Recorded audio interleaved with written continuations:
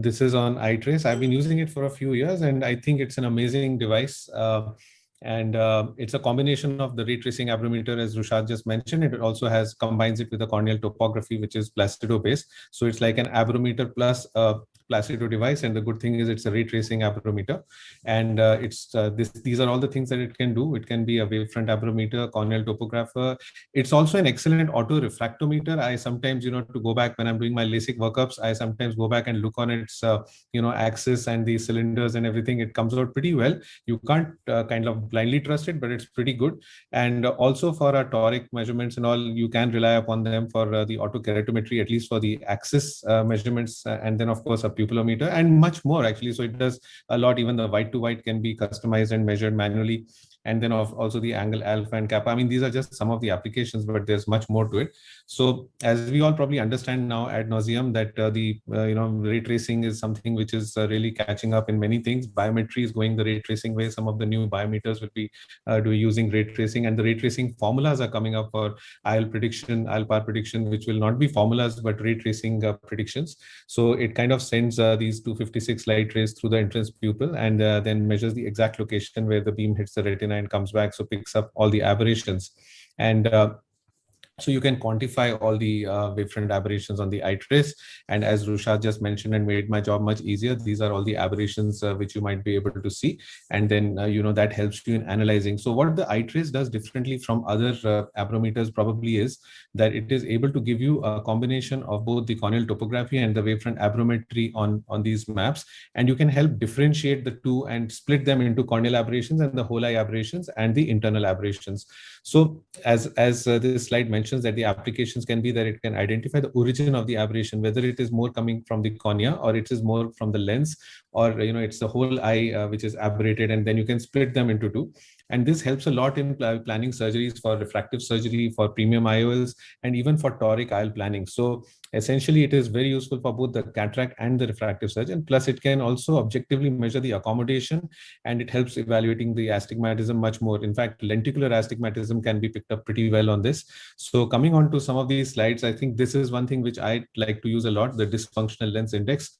There are potential refractive surgery patients where the iTrace will help differentiate between the corneal aberrations. So as you can see on the top left, the cornea seems to be doing a great job, and the letter is very well focused, but the internal aberration seems to be very high. So when you split them into two and you realize that the lens is probably the one which is causing more of the aberrations, and if this patient walks up to you for a refractive surgery, you'll have to warn him that even though you may do a great job with the refractive surgery, patient's quality of vision is likely to be terrible because the internal aberrations on the lens probably are very high. So this may be, if this is a presbyopic age group patient, he may be more qualified for a cataract surgery or a lens-based surgery. Ideally, I would be looking at this dysfunctional lens index to be in the range of 7 or 8 or more. Anything more than 5 is tolerable, and 8 or 9 is usually what patients normally would have. So this helps differentiate. Again, I think we've got a lot of talk about angle alpha and angle kappa ever since we started doing premium IOLs and refractive surgery. So as we all understand that angle kappa is what we use for refractive surgery when we are trying to do refractive surgery. You don't want to be pupil centered, and you would like if your angle kappa is very high, you would want to decenter your ablations. Similarly, for premium IOLs, you look at angle alpha. Now there has been mixed opinion on this. Some people trust this angle alpha a lot for deciding about angle for patients who are to be taken up for cataract surgery, especially multifocals. And there are others who don't find this to be very predictive. But yes, it does have a significant role, and I would definitely look at this before offering premium IOL to my patient. And if it was significant, I would think twice about doing it.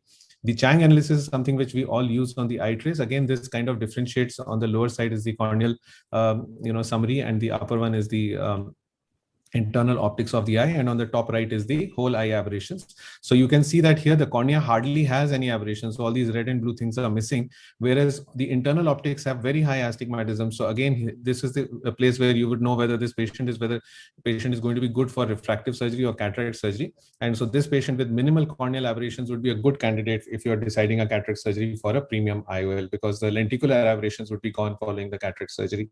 So here's another patient whose RMS values are very high and the corneal aberrations are very high. So would probably not want to choose this patient for a premium IOL or a multifocal IOL because the corneal aberrations are very high on this map, whereas the total eye may not have as much. And then when deciding on aspheric IOLs, I think again a big use here, because you can look at the eye trace can give you the asphericity values of the cornea at the bottom here, and you would like to target your, just like customizing the Q value in refractive surgery, you can customize your Q values and asphericity using this. Since the talk is short, I'll try to go fast. He's given me two cases to show you. A 58-year-old businessman with diminution of vision, high myo, and he evaluated this patient, wanted to get a multifocal lens, has minimal corneal astigmatism, and almost looking like a great candidate otherwise for surgery. But when you look at the corneal aberrations over here, you'll realize that while the total eye aberrations were not very high, but the corneal aberrations are significant, and so this patient probably is going to have a very aberrated vision if we were to go ahead with the cornea with the multifocal IOL. So definitely no multifocal IOL here, and monofocal IOLs may be the advantageous thing to do. And I think this is only second case. He's shown a 50-year-old male, operated for cataract surgery 3 days back elsewhere, having a residual high astigmatism. Now, this is something which I love. We've been evaluating all our post-op toric IOLs at post-op day 1, day 7, day 15, if possible, to look for the toric IOL placement. And the toric check feature on the eye trace is beautiful, because it tells you if you had a misplaced, even if you're off by 10-15 degrees, it will tell you that if I rotate this by so much or so much, you'll get a perfect outcome. So when we monitor our patients at 1 week or 2 weeks post-op, we are able to manage these patients really well. And this can be a very, very beneficial thing for torics. I think I'll stop there. Thank you so much for giving me this time, Sonu. And Dr. Thank Kudlu, you, Gaurav. Thank you, Gaurav. It never looked that you have done any unjustification. Wonderful talk, Gaurav. You're a great extempore. Huh?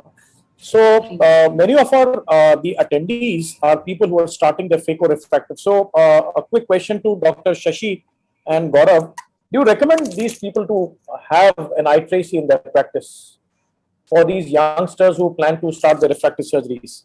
So no, I think it can't be bought as the first device that you want to buy. I would love to have a great microscope, a good phaco machine, maybe a small Placido topographer, and an optical biometer to begin with.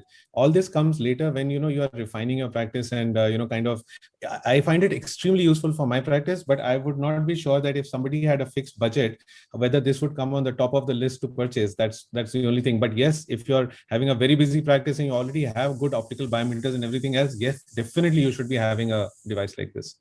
So I think it is second on the list, not the primary for the beginners. So thank you, Gaurav, once again. KP, can we have the next speaker, please? Just adding on to Gaurav's this thing, I do a lot of presbyopic laser refractive surgery. Especially, it has got a dysfunctional lens syndrome. Whether you want to pick them for presbyon or not, this equipment will be really useful for me, because sometimes a patient might be expecting or micromonovision and everything. In the end, patient may not be happy. I think if you're having this device, especially if you're doing a presbyopic laser refractive surgery, this is must and should. I completely agree, Dr. Kudlu. Yes. There's just one thing I'll quickly say, because I know you are short on time. There have been 1 or 2 instances where, there was a patient who had nothing to, I couldn't do LASIK, I couldn't do anything, was being evaluated for ICL, and young patient, 23 years old, showing significant dysfunctional lens index, significant impact like 2 or 3, did not want a clear lens exchange at all. And I went ahead and did an ICL. Surprisingly, patient gained about 2-3 lines of best corrected visual acuity over the best refraction and was very satisfied. So, you have to kind of take all these devices and what they tell you with a pinch of salt sometimes as well. So use your, judgment from lots of devices, not just from one index, which will, or even the angle kappa or alpha for that matter. Let's kind of give, enough to all the devices that we use. That's all. The take home, I think, is a message that it's a great device where you need to solve those problems in certain cases.